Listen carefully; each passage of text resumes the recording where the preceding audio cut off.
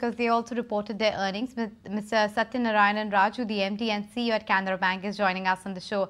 Hi, Mr. Raju. First up, greetings for Diwali. But just wanted to, understand the NII growth a bit better from you, because it was a bit soft this time. Came in at just 5% on a year-on-year basis. Was there any impact of the penal charges in this quarter? And in terms of the cost of funds, do you think most of the repricing is behind us already and now it will stabilize? In the first quarter, we have withdrawn some of the sanctions what we have given to the good rated companies at a very cheaper rate, low rate of interest. That's 30 to 35,000 crores. We have withdrawn that. That has helped us in managing our NIMs and the margins. The yield on advances, we increased from 8.66 to 8.77. The 11 basis point we could increase in the September quarter. This how we could manage is that the low yielding advances we withdrawn and we redeployed it in the high yielding advances. And the cost of deposit, though it is a burden is there, but we are able to manage that at the same level because we have looked at that alternative resources like infrastructure bonds, and we have a window excess SLR of 8%, which we have pledged with the RBI and availing the overnight borrowings at 6.5%. We are looking at that alternative resources instead of only depending on the deposits, which is costing us heavily. But it doesn't mean that we are not growing at the deposits. The deposits are also growing at par with the credit. We have launched last 20 months almost 10 new products in the CASA. These products are giving a good CASA and absolute numbers year on year. If you look at that, we have grown in 18,000 crores in the savings bank account in just last 1 year. If you look at that, the last quarter to this quarter, we have grown 8,000 crores absolute numbers in the savings bank individual CASA. So that's why by doing all these things, we are managing that cost at the same level, but we are trying to improve our yield on advances. But we already improved much better. We feel that the further scope is limited because anytime we may expect some rate cut. If the rate cut comes, our EBLR linked advances, we have a 41% of total exposures under EBLR linked. There we may have to lose some income. And what is the outlook when it comes to your CASA? Because as a percentage, it's still below your desired range. So how can you grow your CASA? What's the strategy in place? Though we are the lowest among the peer banks, the CASA, but the strategy what we adopted is not the only mere offering a 0.5% or 1% more interest rate. Now the people are looking at what is the add value we are getting it when they are opening an account with us. That add value, we could recognize it because we have an in-house R&D department. We are floating different products based on the sections of the different sections of the society.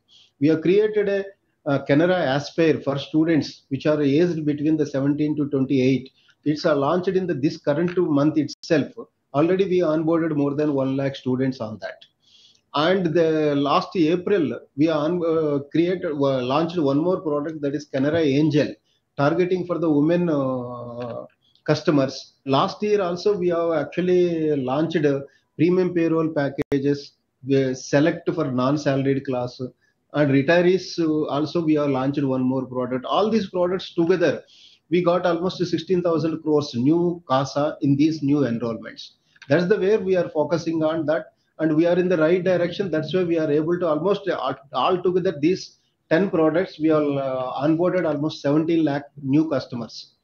That itself is a source for us for even not only the CASA, savings bank balances, for cross-selling of our retail products, it is helping it. So our branch contribution in our retail growth is increasing. Now it is almost 85% of our business growth is garnered by the brick and mortar.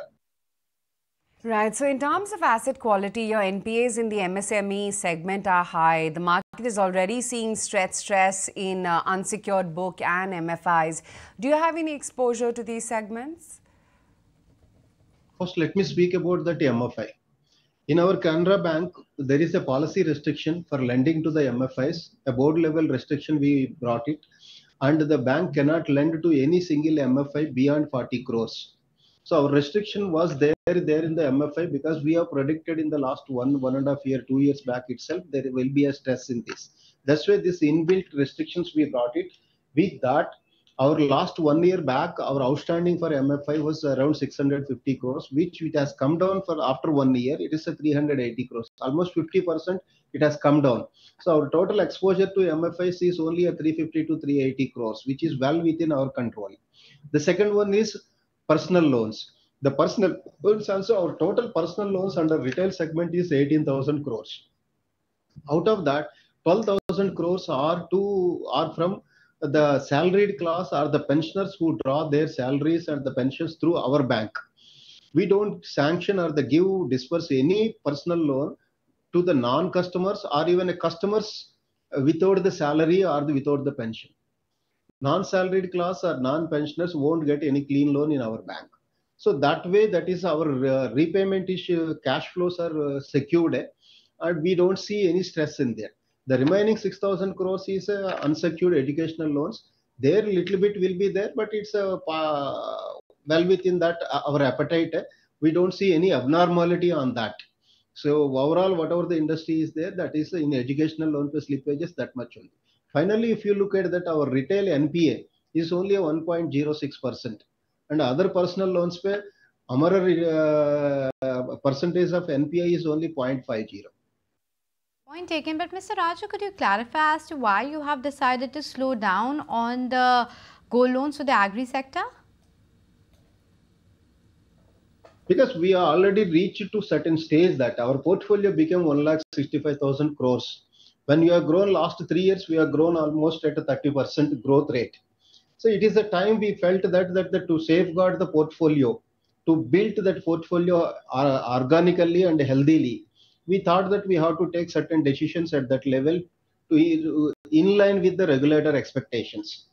That is, one is we stopped lending for gold loans at an interest subvention. That we stopped the last year itself in October onwards. This year we stopped lending for the agriculture purpose in the metropolitan cities. These two have brought it down to the growth rate of gold loans from 30% to 17-18%.